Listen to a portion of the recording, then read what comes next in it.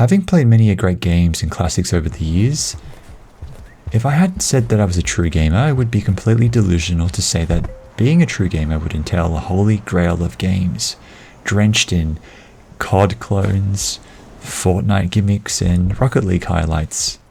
And I get that great games are great for a reason, but greatness is subjective because of our own experiences, and greatness should certainly not subject to size. For instance, what would you get if you combined a small mammal-like animal that is possibly a cross between a fat mouse and a wombat, a surreal world full of floating alligators, all the while tossing in doses of depressing, dilapidated environments that look like they came out of a heavily post-industrial Russian setting? Here is where Rainwell comes in, bringing that sense of greatness, satisfaction to a halt, giving me a first impressions of something with solid mechanics, raw tactics, unique story, and amazingly brutal gameplay. Like, amazingly brutal.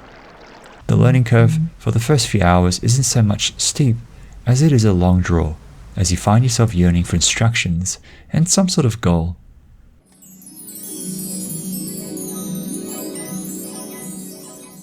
However, this is not a criticism as much as it constructs storytelling without the need for vocal bravado. This to me feels like a homage to all the great games that have omitted the need for high and lengthy vocal speeches, which serve to only dramatize. I thought the use of a quiet, curious animal was reflective of the human state of mind when put into a strange world. I experienced feelings of empathy, hostility, and love for my character the more I got to know it. And all of this was done masterfully without words. It is very much as the saying goes, a picture paints 1,000 words, but it is also the mystery of it all which captured my attention, partly because it feels like every screen says a little more about my journey. The strange situation I'm in foils my ambition with peculiar bad fortune, to the point where I'm slightly aggressive at being so defenseless. This rather large task of saving the protagonist from the many forms of death is something that Rainbow brings you back in again and again and again, with its unique aura and mysterious enemies.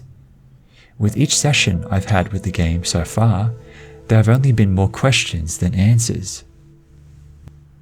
And even from a graphical point of view, there is no denying that this game is pretty good looking with its rough yet detailed pixel style, its grim color scheme and atmospheric layers.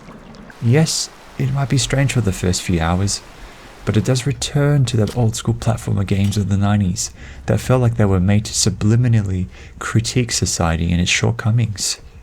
Games I can recall bearing such themes included Heart of Darkness or Abe's Odyssey, through its oppressive settings and jail-like situations that fathered a distinct way of what I refer to as environmental storytelling. Because of this industrial tone that the developers portrayed, which is that of uncertainty, change and promise, the only assured element that I feel when I'm in control of my character is exercise, getting loaded with grub, and sleeping in recurring cycles. Because that's what you'll do a lot of the time. And survival is most likely going to be at the forefront of most players' minds as you simply dodge, roll, stumble, eat, and slide through a fairly dynamic environment that is so engrossing and so beautiful, you'll forget you were even in the gulag. Thankfully, the sounds and music play a huge role in the experience, and I got the impression that sounds were really thought out. They subtly shift the player's consciousness from safety to danger in no time, and in a pleasantly comforting sort of way. It closely resembles the tribal aesthetic as the ambience is drenched with soft thumps, heartbeats, and all of nature's charms. As you scuttle, jump, slyly move out of harm's way, and curtail the event of death, simulating life as a fragile entity within a complex food chain has never been so well delivered.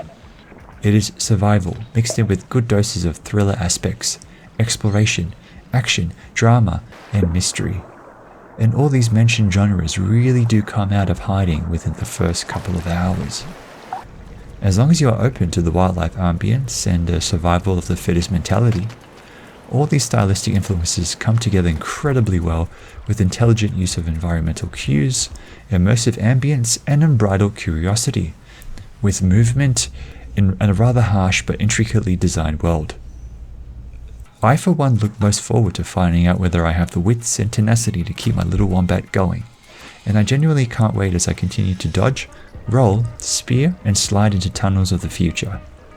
Just don't expect my guy to lose weight anytime soon.